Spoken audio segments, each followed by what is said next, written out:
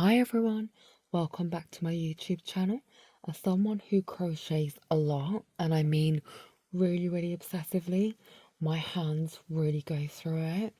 Between the yarn, the tension and all those long crochet sessions, it's really easy to end up with dry skin and hard patches, even really sore fingers, as you can see here. In today's video, I'm going to show you how I look after my hands. So let's get into it. So step one is to exfoliate. I have my handy dandy file here.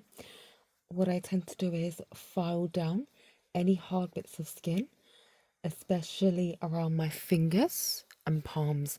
Go quite gentle with this, just to smooth out the surface.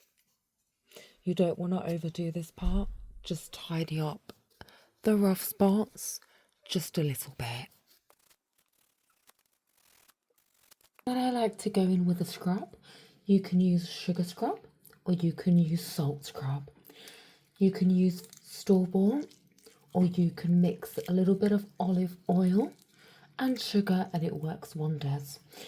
This helps remove dead skin and leaves my hands super soft. Bristle brush and just exfoliate my hands again with this.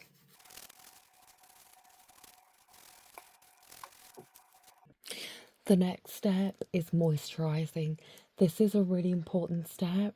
Crocheting can really dry out the skin, especially if you're using cotton yarn or working for long hours like myself. I love using thick hand cream or natural oils like shea butter or almond oil. I usually apply a small amount every few hours just to prevent any cracking or stiffness in our hands. The last bit is something that we can quite often forget. I find that stretching after a long crochet session can really help your fingers and wrists. So I like to just do some quick exercises with my hands, just stretching, open your palms and bending your fingers back a little bit. Not too far, of course, but just after you've put on a little bit of hand cream, just giving them a little bit of a massage and just stretching just a little bit. Lastly, take regular breaks, please. I always ensure that I take a break after an hour of crocheting religiously. I tend to use a stopwatch now because I've been crocheting for over 20 years. It can be so easy to just sit down, crochet the whole evening away. So that's another good tip for you to consider. I find that these small tips and tricks can really make a difference. The final thing that I will mention is if you have any small cuts or grazes on your fingers, so this is a cut that I have from I think two days ago. I have a blister here that's healing. This is actually from crocheting.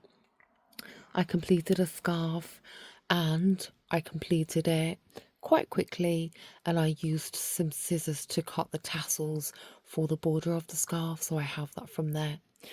I use this microfoam tape just to cover up any cuts, any skin breaks that you may have. I'll be holding my crochet hook in this hand. I will be grazing and rubbing on this cut, so that will be very unhelpful for this cut and it may prevent healing. So those are all my tips and tricks. I hope that this video was helpful for you. Please comment, like and subscribe. It doesn't cost you anything to subscribe, but it means the absolute world to me.